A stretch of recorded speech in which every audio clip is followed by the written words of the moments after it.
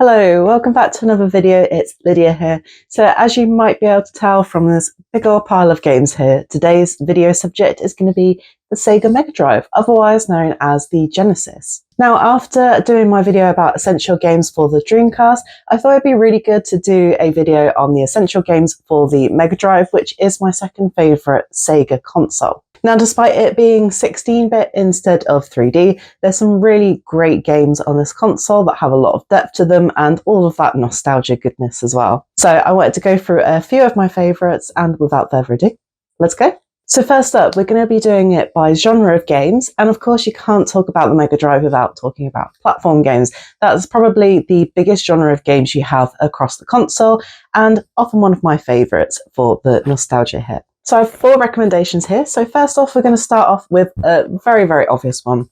Of course, you have to have Sonic on the Mega Drive. Find out where it all began. Obviously, it started on the Master System, but the first one also carried on to the Mega Drive or Genesis.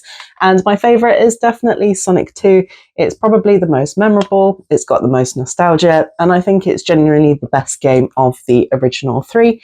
And yeah, it's just full of great music, great visuals, it's platforming goodness. I love the fast pace of Sonic, and you have so many different style of levels with the underwater. Obviously, you've got the really mechanical ones and then the lovely greenscape ones. And yeah, just some really great visuals and just a 10 out of 10 platforming game. Then next up you have Alex Kidd. Now this one in particular is the Enchanted Castle. I believe it's the only one that's on the Mega Drive, but it's a really, really fun game. It has some very unique different mechanics such as rock, paper, scissors to get some extra goodies within the game. And the platforming is just really fun, really solid. I really like all the different world designs and the character designs. It is hard as nails. It's a very, very hard game, so that is your warning, but you can pick it up for a reasonable price still, and that's why it's one of the ones on my essential list. And it is kind of Sega's answer to Mario, so there are some similarities there, but I think this one has a lot of charm for a platformer. Then next on the list is Castle of Illusion. The copy that I have happens to be the double one with Quackshot. I absolutely adore Castle of Illusion. I just love the visuals of it. It's a lot more slower paced than a lot of other platformers, which some people may find a bit frustrating, but I actually quite enjoy that. I like a slower paced platformer. And the visuals are just absolutely beautiful on this. It's got that proper Disney feel. It's very magical feeling. It's got some really fun levels that kind of have plays on toys and then enchanted forests. I just think it's really, really beautiful. Again, quite a difficult game, but it does have difficulty levels, so you can actually get through the game if you're struggling with certain levels. And yeah, I just think it's a really beautiful game. I love the music in it, and yeah, just a really nice one that you can pick up for a reasonable price still. And then we have my absolute favourite game on the Mega Drive. I couldn't do this video without talking about Restart. This game absolutely nails every single element of what makes a platforming game good. It's got lovely animations in it, wonderful worlds that change and have different challenges with each level. The character itself looks really, really fun. The worlds are really vibrant. There's lots of different challenges, and yeah, just the platforming is really, really solid, very fluid. And it's got a bit more of a medium pace for a platformer, so not super slow, but not as fast as Sonic. And I think that's what makes it my top platformer for the Mega Drive. But yeah, absolutely brilliant game. Next up, we have a racing game. So I've only picked out 2 for this one. The Mega Drive isn't necessarily my favourite for racing games, but it has got a couple of arcade hits on it that I think are really, really good.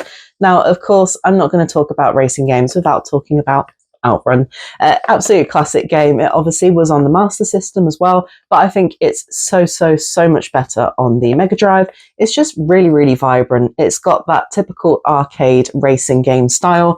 You get that really nostalgic hit from this game. It's got wonderful synth music in it. It's got those 90s aesthetics with the palm trees going past, and you've got the funny animations when you crash, and I just think it's a really nostalgic game. It's not super long. It can get quite difficult, but you obviously can change the difficulty depending on which direction you go with the racetrack.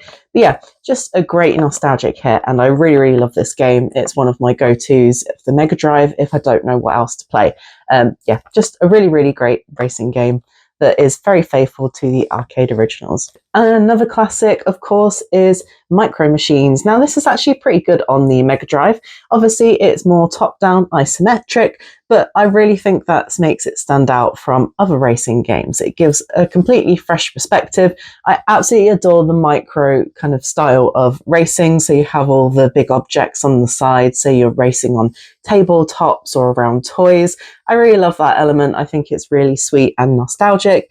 And yeah, very colourful, very fun, pretty hard game, but it's got a lot of fun different mechanics to it as well. And you can play this one multiplayer too, so that is a bonus. And yeah, just really, really fun and a big nostalgia hit. Now, next up is fighting games. So I've only actually picked out one. It's not my favourite console for fighting games, but of course I can't not mention Streets of Rage 2. Now, another absolute classic and a really, really good arcade style fighting game. Now, this one is where you kind of walk around. It's more like a beat 'em up style. You go around different levels. You fight as many enemies as you can to get through the level, and that's kind of it.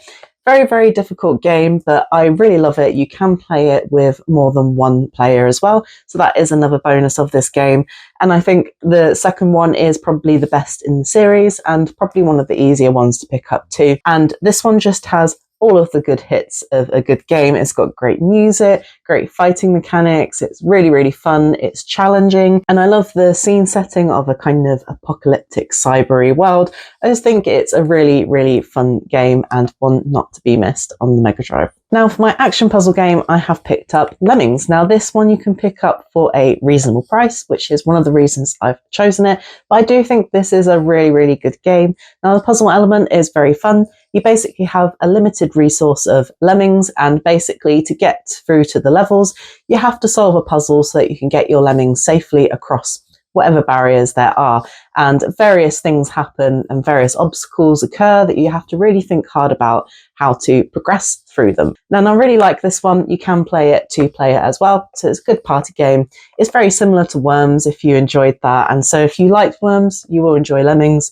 And yeah, some really fun different levels as well and visuals, and yeah, just some good 90s goodness with this one. Now, the next two games, I have no idea what the official genre description is, but I kind of just call them shooting games, and that is Galaxy Force 2 and Space Harrier 2. This one in particular is front-facing. You have enemies coming at you and you have to shoot them down, and that's kind of the level, but I really, really like the visuals in this. Each level is really unique. If you like science fiction, you're going to enjoy this one. You can have different spaceships, and it's just a really fun shooter, and you can kind of upgrade, and there's a story there as well, and I just think it's a really good one to have in your collection, and it's quite a cheap one too. So yeah, a good one if you enjoy that kind of science fiction-y kind of game. And then next up for a really, really crazy trip is Space Harrier 2. This game is so trippy. The visuals are really, really out there. It has bright neon colors. You've got enemies that just vary from jellyfish to dragons and all sorts of stuff. I don't really know what's going on with the story in this game, but it is really, really fun. Again, it's front facing, and instead of a spaceship, you have a guy with a giant machine gun and you have to shoot at things. And that's kind of the game. The levels are all very unique. You have a different boss at the end of each different level. And I just think it's really fun. It's a very trippy game, very different style of visuals, and I just don't think there's anything quite like it visually. This is obviously a sequel to the original arcade game. I don't think it's quite as good as the arcade game, but I still think it holds up really, really well if you do enjoy it. So definitely one to get, and one that isn't going to break the bank as well. Now that really concludes the list. Now I have left out quite a few of the classic Mega Drive games, so you may be wondering where Altered Beasts, Golden Axes, all those good ones. I purposely left them off this list because I want it to be a bit more of a unique list, and I wanted to talk about games that people don't always talk about on their lists. So if you want to see some other lists that I have done about the Mega Drive, I will leave a video up here about some of the other games that I really love on this console. But these ones in particular, I really, really recommend and enjoy. Some of the other ones are really good games, but they're either really, really difficult, or I don't think they necessarily represent the absolute essential games that you should start off with, maybe because they're really expensive, or just because they're obvious choices. That being said, please do let me know down in the comments what your essential Mega Drive or Genesis games are. Always love hearing you guys' suggestions. But thank you so much for watching. Don't forget to click that subscribe button down below, and I hope to see you in the next video. Bye!